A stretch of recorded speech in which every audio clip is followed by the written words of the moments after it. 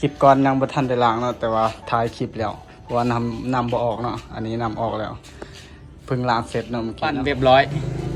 ปั้นพอได้ส่งแล้วก็เลยต้องปล่อยออกเนาะปล่อยออกเอาโทรศัพท์ใหม่นั่นแหละทุกคนคือโคตรจุกเลยเนาะช่วงนั้นเนาะโอเคกราบสบายดีสาวลาวสาวไทยเลยเนาะยินดีต้อนรับเข้าสู่2 ทุ่ม Channel คือเก่าคลิปนี้ก็มีอย่างไรเนาะเราจะมารีวิวบักเพนดาเนาะบักเพนดาทรงแหวนหลังจากห่างหายกันดนเนาะแต่ตอนนี้ก็จะมาอัปเดตแบบเรื่อยๆเนาะอัปเดตเรื่อยๆโอเคเดี๋ยวเราจะมาเบิ่งส่งกันเลยเนาะว่าเฮ็ดอีหยังแหน่กับบุ้มีอย่างไรเนาะจะมาเบิ่งส่งกันโอเคเนาะส่งกับสิประมาณนี้เลยเนาะนี่ประมาณนี้เนาะ นี่เบิ่งรอบๆอันนี้ล้างแล้วเนาะคลิปก่อนยังบ่ทันได้ล้างเนาะแต่ว่าถ่ายคลิปแล้วว่านำบ่ออกเนาะอันนี้นำออกแล้วเพิ่งล้างเสร็จเนาะเมื่อกี้เนาะนี่ส่งประมาณนี้เลยเนาะ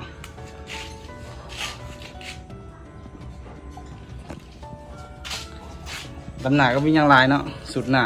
ก็คือเก่าเนาะดำว่ายังบ่ทันได้มีเวลาจัดจานดิบเนาะเฮามีแล้วเนาะเฮามีแล้วแต่ยังบ่ทันมีเวลาจัดเถื่อคลิปหน้าเดี๋ยวคอยจัดเนาะโอ้โหสุดสีเกินประมาณนี้เนาะสุดหลังสุดหน้าซกเนาะซกนี่เฮาบ่ได้โหลดเลยเนาะเพราะว่าซกนี้มันเตี้ยอยู่แล้วเนาะเฮาเฮ็ดมันเตี้ยอยู่แล้วมันก็เลยได้ซ้ำนี้เนาะเฮ็ดสูงกว่านี้บ่ได้แล้วนี่ประมาณนี้แกนเดิมเนาะสุดหน้าแกนเดิมแล้วก็สุดสีกับประมาณนี้เนาะสุดสีเฮ็ดเองนี่กับประมาณนี้เลยสีนี่เนาะเฮ็ดเองเนาะสีนี้นี่เบิ่งไกลๆเลยเนาะนี่สีเฮ็ดเองเนียนๆเลยเนาะสีบีล็อกเนาะนี่ประมาณนี้อันนี้สีเฮ็ดเองอันนี้สีธรรมดาเนาะนี่มันมีเส้น สีธรรมดามันมีเส้นเนาะแล้วก็สุดคาร์ดเนาะสุดผ้าคาร์ดสีผ้าคาร์ดมาอัปเดตเนาะว่าหลายคนก็เคยถามเนาะว่าแต่บ่เคยตอบว่าบ่ใหม่บ่อายก็มาเบิ่งเนาะนี่เห็นบ่จักเห็นหรือบ่เนาะบ่ใหม่เนาะนี่อันนี้ถลอก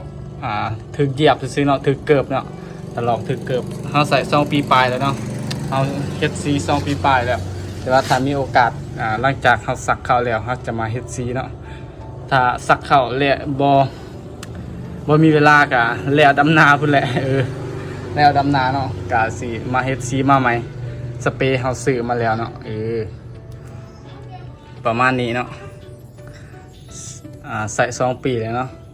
เพราะว่าอันนี้เฮาบ่ได้ห้องพื้นเนาะมันก็เลยออกง่ายนี่คือสุดผ้าว่าวนี่มันโอเคเนาะนี่โอเคเลยเพราะว่าอันนี้เฮาห้องพื้นกับสีเทาเนาะสีเทาประมาณนี้เลยเนาะประมาณนี้สุดหลังกับมีอย่างไรเนาะอาร์มยนต์เนาะอาร์มยนต์ MK นี่ประมาณนี้ทรงเนาะเขาไหลเบาเนาะไหลเบาประมาณนี้ลายท่อเป็นท่อเดิมเลยเนาะนี่ซกเป็นซกแก๊สซี่สูง300 มิลเนาะเพราะว่าเขาจัดทรงแวนเดี๋ยวเขาสีเฮ็ดทรงแวนเนาะมันก็เลยจัดสูงไงถ้าถ้าทรงเซ็งทรงยนต์กะสีเอา280เนาะมันจึงเตี้ยประมาณนี้มันจึงเตี้ยนะทรงมันจะได้ประมาณนี้เนาะดุมเป็นดุมเดิมเลยเนาะล้างนี่ 1.4 เนาะขนาด 1.4 ขอบ 17แต่ว่าถ้าจะมาเปลี่ยนใหม่เนาะกะว่าจะเปลี่ยนใหม่เขามีแล้วเนาะล้าง 1.2 ขอบ 1.2 ขนาด 1.2 นะขอบ 17สำหรับย่างเนาะย่างนี่กะ50/85ประมาณนี้เนาะ บ่มีหยังหลายเนาะก็คือเก่านั่นแหละมาอัปเดตให้ FC ได้เบิ่งซื่อๆเพราะว่าบางคนก็คิดฮอดนะนี่ประมาณนี้เนาะภาคนี้ก็นี่ถลอกนิดนึงนะอันนี้ถึงน้ำกรดเนาะอันนี้เนาะถึงน้ำกรดถึงน้ำกรดตอนเฮาเมื่อสวนเมื่อไฮสอนหมอไฟเนาะสอนนั้นเฮ็ดทรงเดิมเด้ครับเฮาใช้งานมันมันก็เลยถึงน้ำกรดถึงนี่ประมาณนี้ถ้าเฮาบ่เป็นหยังเฮาจะมาเฮ็ดซีมาใหม่โอ้โหน็อตบ่มีเนาะเพราะว่าเฮาเอาออกโดนเกินเครื่องของเลยเสียเนาะประมาณนี้เลยประมาณนี้สาเหตุที่ก็เคยบอกหลายเทื่อเลยเนาะสาเหตุที่กลับไปกลับมาก็คือโทรศัพท์เสียเนาะทุกคนเนาะคือเก็บเงิน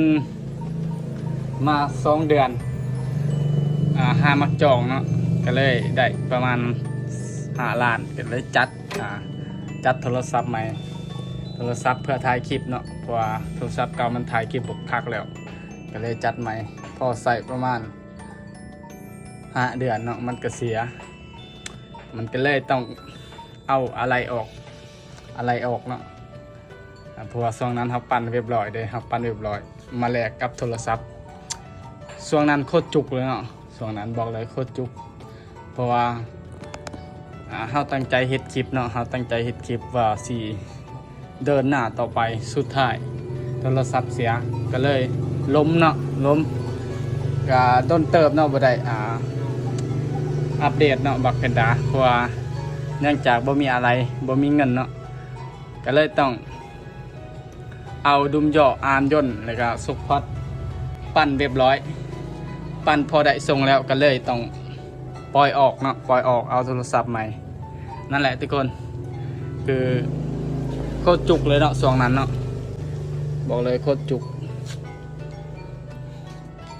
ตั้งใจว่าสิเฮ็ดคลิปคักๆแล้วสุดท้ายโทรศัพท์บ่เรื่องมันเสียเนาะโศกบ่ดีประมาณนี้ทรงมันก็เลยกลับไปกลับมาเนาะก็ขอโทษเนาะขอโทษหลายๆโอ้บ่ถึกใส่อันนี้บ่ถึกสมพอดอกใส่บ่ถึกก็เลยกลับไปกลับมาเนาะทรงมันก็เลยบ่โอเคแต่ก็ค่อยๆไล่ค่อยๆจัดคือกำลังแต่งใหม่ๆนั่นแหละสเตอร์เป็นสเตอร์32เนาะสเตอร์หลังสเตอร์หน้า14โซ่เป็นโซ่ใหญ่แล้วเนาะใส่เนาะว่าโซ่เก่ามันบ่เป็นเลยเนาะเวลาขี่มันจะสะดุดเนาะมันจะสะดุดนั่นแหละนี่แกนสำหรับแกนเนาะแกนพอดนี่จัดมาราคาบ่แพงเนาะทุกคน มาจัดกันได้เนาะบ่ฮอดแสนเนาะนี่เคยใส่มาหลายเทื่อเลยเนาะอันนี้จัดมาใหม่สีแดงเลยจะเฮ็ดซีกับอาร์มย่นเนาะหรือว่าดุมหลังเนาะเฮ็ดสีเนาะว่าสิเจาะหรือบ่เจาะอันนี้ค่อยคิดมาใหม่ถ้ามีโอกาสก็สิเจาะถ้าบ่มีก็สิบ่เจาะเนาะสิเฮ็ดแบบนี้เลยแต่ว่าจะเฮ็ดสีเอาโอเคเนาะประมาณนี้อัปเดตข่าวๆเนาะอัปเดตให้วัยรุ่นได้เบิ่งนี่สุดกับสีแดงแล้วเนาะสปริงแดงประมาณนี้แหละบ่มีหยังหลายเนาะในสติ๊กเกอร์ไอวันตัวนั้นประมาณนี้เบาะเป็นเบาะกิดเฮ็ดเองมันจึงบางเนาะมันจึงบางประมาณนี้กันบ่เฮ็ดใหม่มันจะบ่บางเนาะทรงมันจะก็ได้ประมาณนี้ปอกคันเร่งคือเก่าเลยประมาณนี้นะทรงประมาณนี้เอาบ่ได้ขี่ออกไปใส่เนาะเพราะว่าบ่มีหมู่เนาะบ่มีหมู่ออกเล่นเลยออกเล่นคนเดียวก็เฮ้ยบ่โอเคเนาะออกเล่นคนเดียวบ่โอเคประมาณนี้เนาะก็ขอโทษเนาะว่าจัดลูกสุด53ก็บ่ได้จัดเทื่อเนาะก็อนาคตน่าจะจัดแหละ นั่นแหละคือเรานั่นแหละมันบ่ได้ราบรื่นเนาะว่าเฮาต้องหางบเนาะหางบมาปั่นเนาะหางบมาแต่งรถเฮาบ่ได้มีเงินเดือนหั้นนะโอเคเนาะประมาณนี้เลยเนาะบ่มีหยังหลายแล้วเบิ่งแตะบอกกัน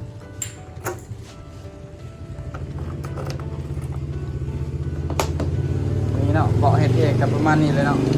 มีคลิปสอนเฮ็ดเนาะใครอยากบางก็มีคลิปสอนบางคนเฮ็ดบ่เป็นก็ซื้อเอาเนาะบางคนพอเฮ็ดได้ก็พองบประหยัดเนี่ย